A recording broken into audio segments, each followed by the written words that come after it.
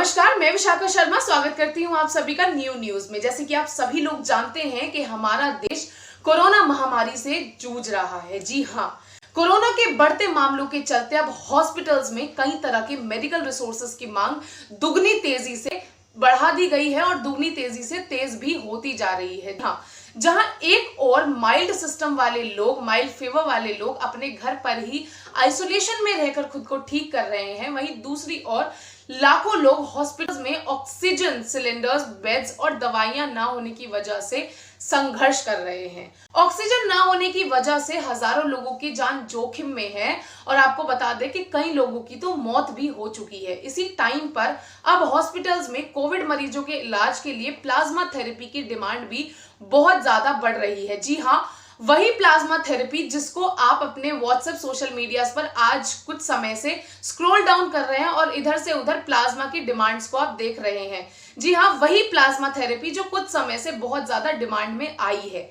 देश के कई डॉक्टर्स कोरोना से संक्रमित लोग जो अब ठीक हो चुके हैं, लोगों से आगे आकर दूसरे संक्रमित पीड़ितों को प्लाज्मा देकर उनकी सहायता देने की अपील कर रहे हैं। जान लेते हैं प्लाज्मा थेरेपी आखिरकार है क्या।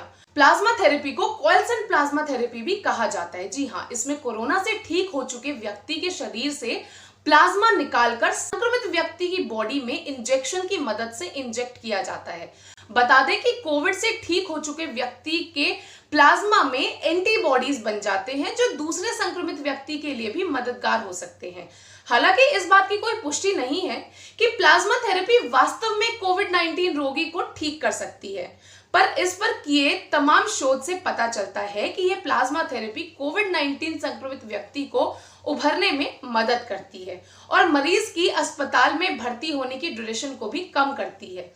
दरअसल कोरोना के बढ़ते कहर को ध्यान में रखते हुए केंद्र सरकार ने प्लाज्मा डोनेट के लिए मंजूरी दी थी और साथ ही कुछ गाइडलाइंस भी जारी की थी। दरअसल केंद्र सरकार की ओर से जारी की गई गाइडलाइंस में प्लाज्मा डोनेट के बारे में क्या करें और क्या ना करें से लेकर सारी सूचना दी गई है।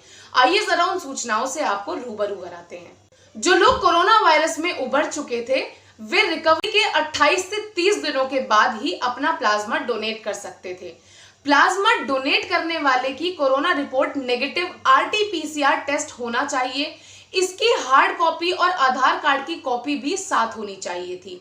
जिसकी उम्र 18 साल की हो चुकी है और पूरी तरह से स्वस्थ है, वे भी प्लाज्मा डोनेट कर सकते थे। जिन लोगों में बुखार, सर्दी, खांसी जैसे सिम्टम्स हो वे भी प्लाज्मा का डोनेट कर सकते थे, क्योंकि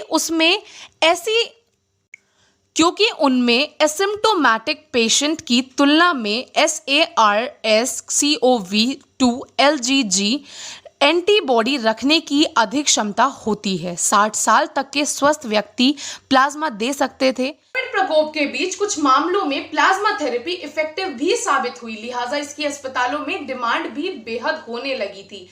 हालांकि अभी इस बारे में और अधिक शोध की बहुत ज्यादा आवश्यकता थी। इसीलिए ICMR, Indian council of medical research ने इस पर रिसर्च की और यह दावा किया कि प्लाज्मा थेरेपी कोविड-19 से जुड़ी मौतों की संख्या में कमी नहीं करती। और अब इस रिसर्च के बाद सरकार ने सोमवार को कोविड-19 उपचार के लिए गाइडलाइंस में बदलाव किए हैं और मरीजों के उपचार के लिए प्लाज्मा थेरेपी के उपयोग को कोरोना के इलाज की गाइडलाइन से हटा दिया गया है। सरकार ने पाया कि कोविड-19 मरीजों के उपचार में प्लाज्मा थेरेपी गंभीर बीमारी को दूर करने और मौत के मामलों को कम करने में फायदेमंद साबित नहीं हुई है। कोविड-19 कोरोना वायरस के लिए गठित राष्ट्रीय कार्य बल ICMR की पिछली सप्ताह हुई बैठक के दौरान सभी सदस्य प्लाज्मा थेरेपी को कोरोना के इलाज की गाइडलाइन से हटाने पर सहमत हुए थे, जिसके बाद सरकार का यह निर्णय सामने आया था कि प्लाज्मा थेरेपी को कोविड-19 मरीजों के उपचार में प्रभावी नहीं पाया गया है। इसी तरह की बड़ी और नई खबरों से जुड़े रहने के लिए देखते रहिए न्यूज, सबसे अच्छी खबर सच्ची। मैं एक और नई बड़ी खबर के साथ आपको फिर मिलूंगी, तब तक के लिए विदा लेती हूं आप सबसे। धन्यवाद।